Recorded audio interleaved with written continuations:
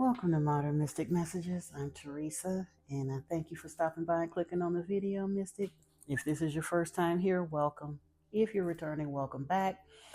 In any event, Soul Family, I thank you for joining me today. I actually wanted to talk a little bit about one of what they call the apocryphal texts, the book of Judas, or the Gospel of Judas. And truthfully, the Gospel of Judas is one of the newer findings, if you will. It was discovered at the library at Nag Hammadi in Egypt several years ago, and apparently, whoever one of the manuscript collectors, if you will, that had got the manuscript first was looking for a buyer, and the sale went through, and they preserved it in pot, they put it in a Ziploc bag and put it in a freezer for God's sake. And part of it was destroyed. It wasn't properly preserved the way it should be, but a preservation organization got the text and took care of it and put as much of it as they could together and translated it as of 2006. It was translated. Now, why does this book? Because it's not a very large book, and it's not. They're not claiming that it was written by Judas. It was not. This copy was found in the first century, so it does go back to shortly after Yeshua's death and whatever happened with that. I don't know if he was still alive when this was written or what, you know. But the thing that it found it so interesting for me, because of course everybody always wanted to paint Judas Iscariot as a traitor and all of that. And truthfully,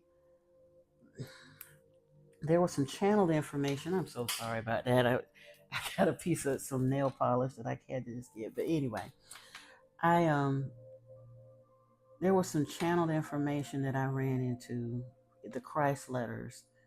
It's called Christ Returns Speaks His Truth, or the Christ letters. You can listen to them for free right here on YouTube. And I'm gonna probably wind up trying to link you to the Gospel of Judas here. But if you are interested in it, I highly recommend it. I might even create a playlist for the channel where you can look at some of these texts. But in Christ Returns Speaks His Truth, um, he mentions the fact that Judas was not a traitor per se, like the Bible, like Christianity tries to lay it out. That whole situation was a passion play that was organized, and he knew that basically Judas was selected to play the part of the betrayer, but it wasn't a true betrayal in that sense. And it's interesting because if I'm correct on the dates, at the time that the Christ letters were channeled, there's no way that the person who channeled that information could have known that unless they were deeply into Gnostic teachings, which there's no real indication that they were, because the confirmation of it as far as the book of Judas, the Gospel of Judas, had not been translated when the Christ letters were published. So I just found that part really interesting as well. Now, one of the things that I found it interesting when the Gospel of Judas starts, it starts with basically Jesus talking to the disciples and saying, if any of you really understand and can stand toe to toe with this knowledge or whatnot, step forward. None of the other disciples would. And it said Judas came forward, but he could not look Yeshua in the eye. And he said, I know where you come from. You are not from this realm. You come from the realm of Barbelo, and I'm not really fit to even utter that name. Now that's how the book, the Gospel of Judas starts out. And that's why I said it goes into the Gnostic teachings immediately, because Barbelo, according to the teachings, is like one of the earliest, and I didn't write the whole timeline down, but basically it goes back to the one, like the self-begotten. And truthfully, the self-begotten isn't even the creator of all. The first emanation would be considered, like I said, the nameless one, the divine light, just the one. And then that one split unto itself to make the self-begotten, and the self-begotten surrounded itself by four creations called the aeons. And I believe Barbelo was one of the self-begottens creations, if you will. So and Barbelo is like first, um like the first creation, or the divine. And Barbelo was good. Some of the other emanations that came out of that didn't. And truthfully, when Barbelo created, I believe Sophia was there, which is of the Christic energy, or Christ was part of the creation. I think they, and then it was El, Yaldabaoth, and Saklas. And those are some, yeah, those not good, not good at all. And truthfully, the Yaldabaoth and Saklas, or actually, I'm trying to think, Dumbro came first. Anyway, like I said, it would have been, when you start going farther, all the way back, trying to figure out, like I said, who created God, so to speak.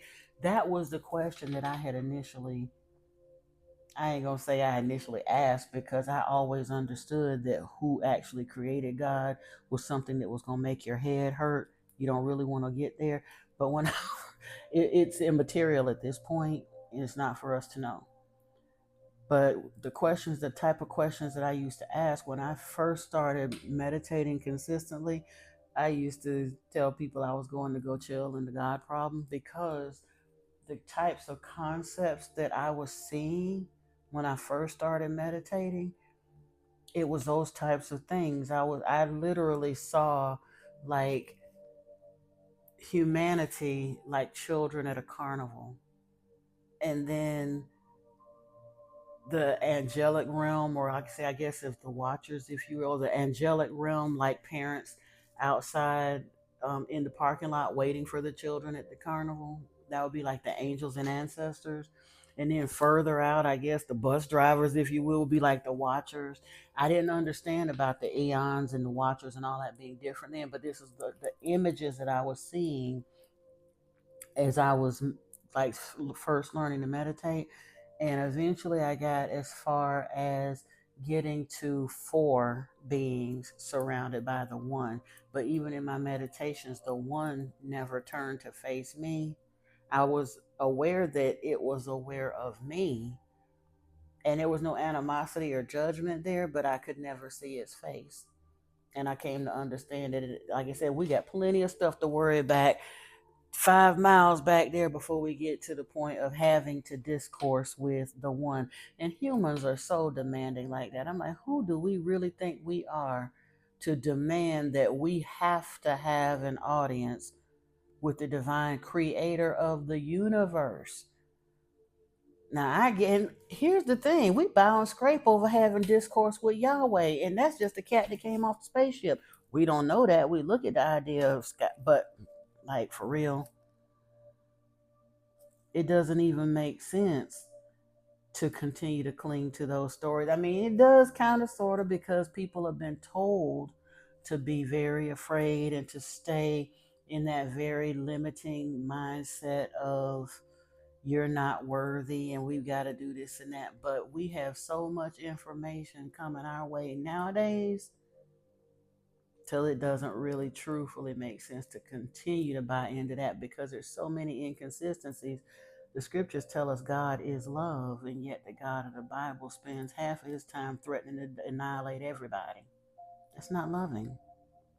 A loving father doesn't destroy their children, doesn't require a blood sacrifice, so many things. But anyway, and in the book of, in the Gospel of Judas, it made me start to think more about like some of the things that were said and done as far as the rituals, because it does talk about how Yeshua came from first Adam, or came from the realm of Barbelo, and Barbelo would basically be the one who, that would be the realm that the first Adam, or Adam of light, would have come from. We have a lot of folks that look at Adam as being the first man here on earth, but according to the Gnostic teachings, they say that initially Adam and Eve were one light body soul.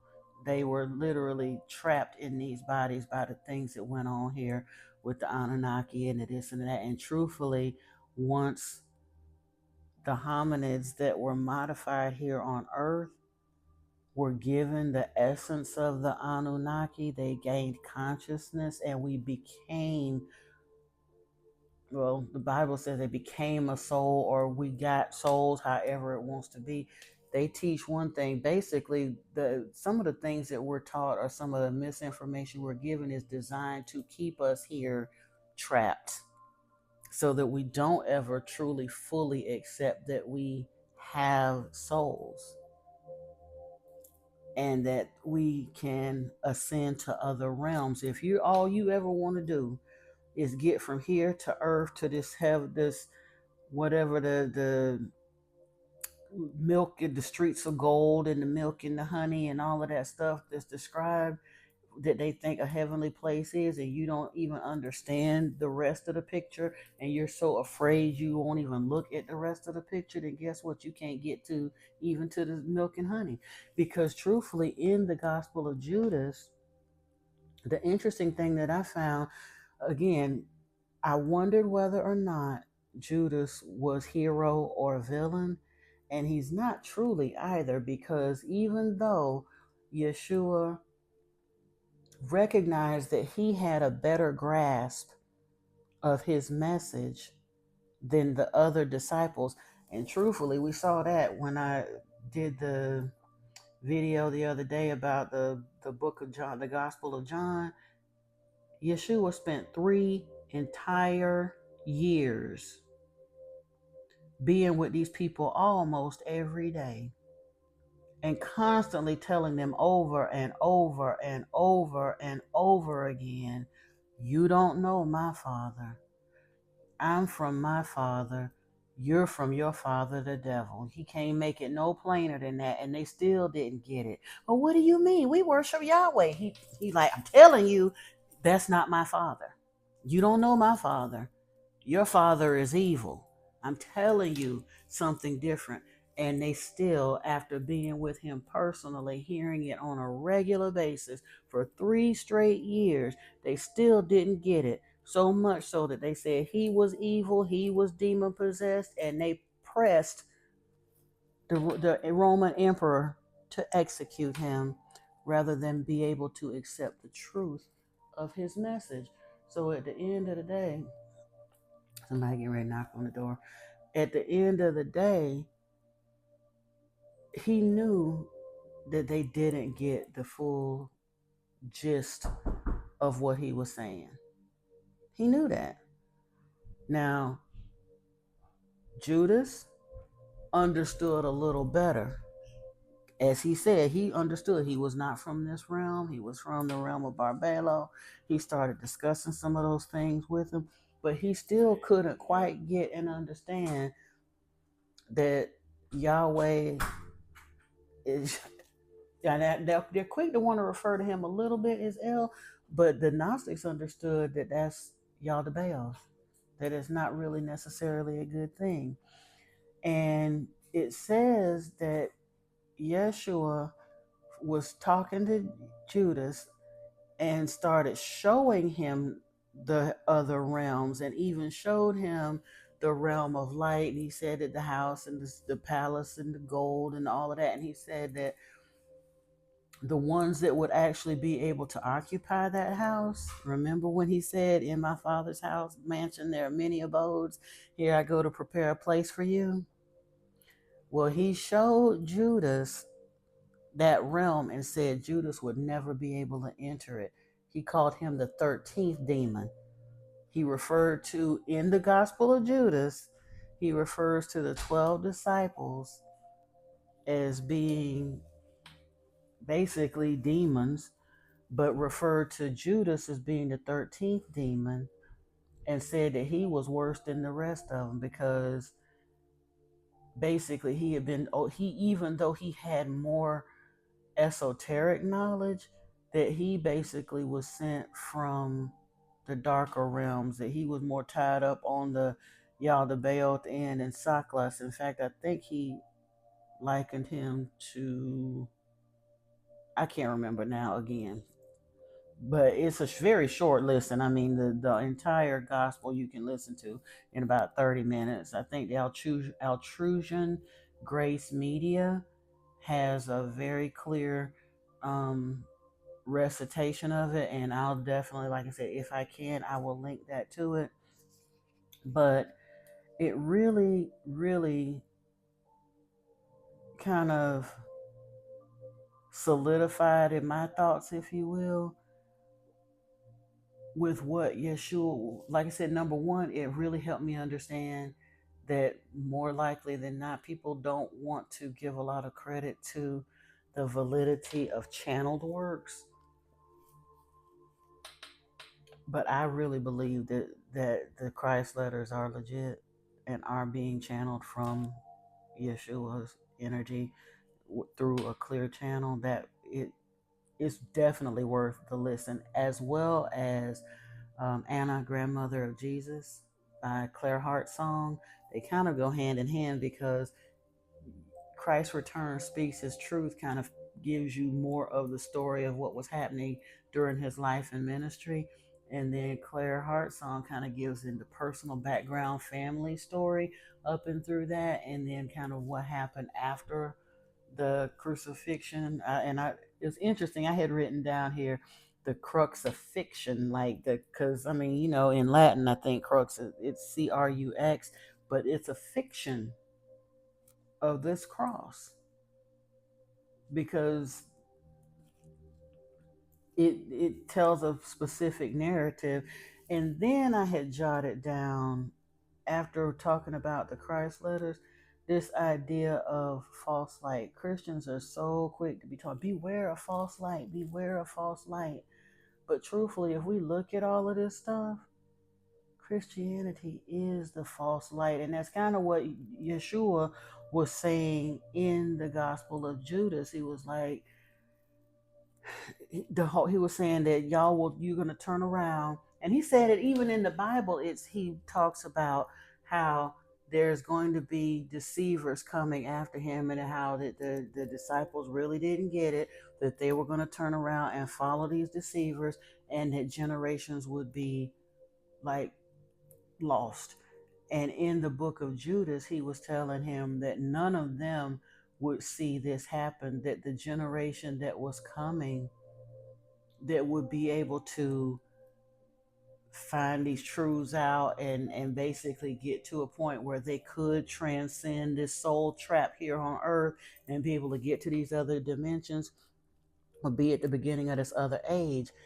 And in the scriptures, for those who want to go and look up the story, and I can't remember whether it was in Matthew, which account of the Gospels it was, but right before the Last Supper, they were supposed to be going to find a room to have the supper in, and Yeshua told them to go to the gate, and the water bearer would show the way. Now, true, or the man with the pitcher, but that's the water bearer, would show them. Now, in that scripture, right then and there, he was supposed to be showing them to a room for the Last Supper, but that was a powerful reference to the age of Aquarius, that our freedom, our enlightenment, his return, if you will, would happen in the age of Aquarius, which we are in right now. They've debated when and exactly when and where it started, but we know zodiacal ages are what, like 2160 years, I think. Segueing from one age into another is not an instant proposition. There is a time of kind of a crossover. The sun's starting to go down. Had to get some more light going. So give or take a few years, we may not just, it's not like, oh, December 31st we're in the age of Pisces, January 1st we're in the age of Aquarius. It wasn't like that. It takes about anywhere between 75 and 150 years to fully segue into another zodiacal age. So we are right here in that transformation point now, and we can see from the world events that are happening, the fulfilling of Bible prophecy, the immorality, the spiritual confusion, the deception, the false light, all of it points to right here and now. And that goes back to what I saw and heard in that 1:30, 2 o'clock message. If you haven't watched that video, go back and look. But like I said, why does any of this matter? Because this clock is ticking more than we know. I didn't want to be a doomsday sailor or whatever. I mean, they're trying to march people to Armageddon, but it's even bigger than that. Because the ones that are busy talking about Armageddon, that think they're going to survive under it, if they're going in under the pretense and under the banner in which we've been told to approach Armageddon, we ain't gonna make it. We got to get some more information and figure out what that's all about. And that's kind of why I'm digging more into some of these lesser known texts that they've been coming up with, because years ago it occurred to me, why is it that we're told that all this other things are mythology and that this is the only truth? That doesn't make sense to me. You can't dig up 10,000 texts out the ground and tell me you only found 60 pieces of information that's noteworthy and real, and everything else isn't true. They've been lying to us in plain sight with television, radio, and everything else. What really made me think they wasn't doing it with our theocracy, if you will, the fact that there's 30 or 40 different, well, I mean the major sects, but there's thousands of sects of Christianity. So that truthfully lets me know something's going on here. There's a continuity that's missing. We're missing something. And I've been asking those questions since I was a child. But we're going to stay in it. We're going to get more information. And I really believe that there's a few, like I said, pertinent gems in the Gospel of Judas. And if you haven't listened to it, like I said, if I'm able to attach it to this video, I will. If not, you can just type in Gospel of Judas and choose any version that you want to. There's other folks that are discussing what happened in there as well. Morgue Official does a very detailed discussion of like the finer points on it. I just wanted to hit a few of the high points because, like I said, it's going to take me some time to wrap my head around it too, but I knew it was something that we really, really needed to look at. So I definitely thank you for taking your time with me and kind of hearing what I had to say on that today. I will try to get, I've got a webinar that I've got to attend in a little while, but I'm going to try to get a reading out tonight too. I'm feeling good about that. And I had cleansed some decks of cards here, so we're going to kind of see what kind of message the cards have for us as well. But thank you again for hanging out with me this far. Please, if you haven't subscribed to the channel already, do so. And if you haven't already given the video a thumbs up, I'd appreciate it if you would do that as well. It will help the algorithm and help us grow and help these messages get to more people who may benefit from them. Again, until we speak again next time, family, thanks for joining me. Peace and blessings to you. Love you. Namaste.